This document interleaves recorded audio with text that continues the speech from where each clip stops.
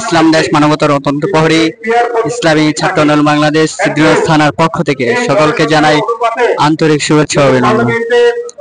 প্রিয় দর্শক, আমরা এই মুহূর্তে আছি ঢাকা সরোয়ার্দী উদ্যানে ইসলামে। আসসালামু আলাইকুম ওয়া রাহমাতুল্লাহি ওয়া বারাকাতুহু। প্রয়োজনীয় রাষ্ট্র সংস্কার বিয়ার পদ্ধতি নির্বাচনের দাবিতে ইসলামী আন্দোলন বাংলাদেশ কর্তৃক আয়োজিত মহাসমাবেশ চলছে। আমি দেখতেছি আমরা আছি এখন স্টেজের খুব নিকটে। একটু আগে বক্তব্য দিলেন বাংলাদেশ খ্রিস্টান অ্যাসোসিয়েশনের সভাপতি ও হিন্দু বৌদ্ধ খ্রিস্টান অ্যাসোসিয়েশনের সভাপতি। আমরা দেখতেছি কানায় কানায় পরিপূর্ণ। ইতিমধ্যে মাঠের সম্পূর্ণ দিকে লোকারণ্য হয়ে গেছে।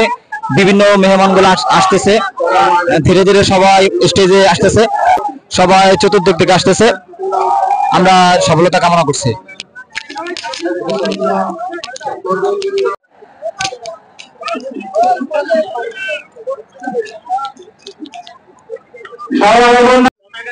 গোটা বিশ্ব থেকে ভাইরাও আমাদের সাথে যুক্ত রয়েছেন।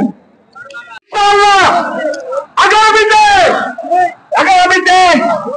নির্বাচনে জয়ী হবে ডান পাশে, সামনে, বাম পাশে, পিছনে, সর্বত্র এক হাতে হাত পাকা,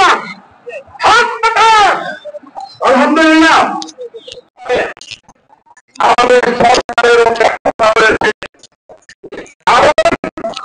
নিজেদের বুকে ধারণ করে শহীদের আত্মত্যাগ, যোদ্ধাদের যে রক্ত দেওয়া, সেগুলোকে আমরা যতক্ষণ ধারণ করে সামনের দিকে এগিয়ে চলবো, ততক্ষণ কারণ প্রোপাগান্ডা আমাদের কিছু আসা যায় না।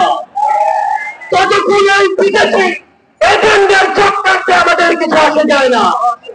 আমাদের মনে আছে এই 3-4-5 আগস্টে আমাদের আমির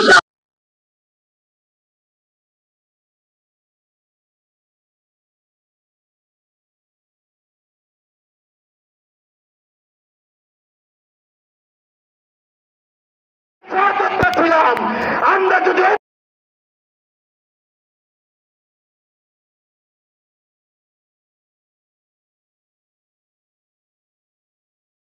এই বাংলাদেশে দাঁড়াতে পারবে না। এখন জনগণের সঙ্গে আমাদের দৃষ্টান্ত স্থাপন করতে হবে। আমরা আমাদের কাজের মাধ্যমে প্রত্যেকটি ক্ষেত্রে যেন সেই দৃষ্টান্ত স্থাপন করতে পারি। আজকে যখন আমি আসছিলাম, রাস্তার আশেপাশের প্রত্যেকটি মোড়ে আমার ইসলামী আন্দোলন করা ট্রাফিকিং এর কাজ করছে। এটাই হচ্ছে দৃষ্টান্ত যে আমরা কাজ করব, আমাদের রাজনৈতিক সমাবেশ করব, একই সাথে জনগণের যেন দুর্ভোগ না হয় সেটাও আমাদের মাথায় থাকবে। আমরা এর আগেও দেখেছি এই মাঠে প্রোগ্রাম হয়েছে, প্রোগ্রাম শেষ করে মাঠের প্রত্যেকটি ময়লাকে পরিষ্কার করা হয়েছে। এটাই হচ্ছে আগামী বাংলাদেশের দৃষ্টান্ত যে আমাদের দ্বারা সাময়িক যদি কোন সমস্যা হয়, আমরা আবার ঐক্যবদ্ধ ভাবে সেই সমস্যার সমাধান করব।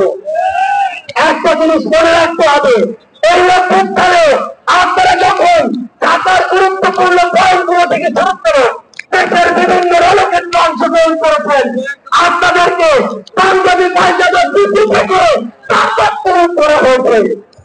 আমার মাদ্রাসার অসংখ্য ভাই এই টার্গেট কিলিং এর শিকার হয়েছে। আগামী বাংলাদেশে কেউ যেন কাউকে ট্যাগিং করে টার্গেট কিলিং এর শিকার না করতে পারে, সে বিষয়ে আমাদের ঐক্যবদ্ধ থাকতে হবে। আমরা সংস্কার প্রচারকে সামনে রেখে আমাদের এই লড়াই করছি। আপনারা পিয়ারের কথা বলছেন, এই যে পিয়ার আগামী বাংলাদেশের সংসদে আমরা যদি আসলে জনগণের প্রতিনিধিত্ব চাই, তাহলে আগামীতে এই পিয়ার নিয়ে আমাদের আরো জোর করে বাঁচতে হবে। আমরা আপনাদেরকে স্পষ্ট করে আমাদের জাতীয় নাগরিক পার্টি এনসিপির পক্ষ থেকে অঙ্গীকার করি, বাংলাদেশের প্রশ্নে, জনগণের প্রশ্নে আপনারা যদি ঐক্যবদ্ধ থাকেন, আপনাদের সাথে কাঁধে কাঁধ মিলিয়ে 24-এর মতো এনসিপি আবার আগামী বাংলাদেশে লড়াই করবে। আমাদের এই বাংলাদেশের 24-এর অভ্যুত্থানের স্তরের প্রশ্ন, এর ক্ষমতার বিচারের প্রশ্ন, রাষ্ট্রের সংস্কারের প্রশ্ন আমরা ঐক্যবদ্ধ ভাবে এগিয়ে যাব। আমরা যতদিন ঐক্যবদ্ধ থাকবো ততদিন এই বাংলাদেশে আর কোন হাসিনা মাথার উপর করে দাঁড়াতে পারবে না। ইনশাআল্লাহ আপনাদের সাথে আমাদের আবারও দেখা হবে রাষ্ট্রপতি লড়াইয়ে অথবা বিষয়ে। ততক্ষণ পর্যন্ত সত্যের সাথে থাকবেন, ন্যায়ের সাথে থাকবেন। যত বড় খুনি, যত বড় সাহসী, যত বড় নেতাই চেষ্টা করুক না কেন, আমরা ঐক্যবদ্ধ ভাবে তাদেরকে প্রতিহত করবো ইনশাআল্লাহ। ইনকিলাব জিন্দাবাদ। সুপ্রিয় উপস্থিতি, বাংলাদেশের দুইটি কথা বলা হয়েছে, উচ্চপক্ষ এবং নিম্নপক্ষ।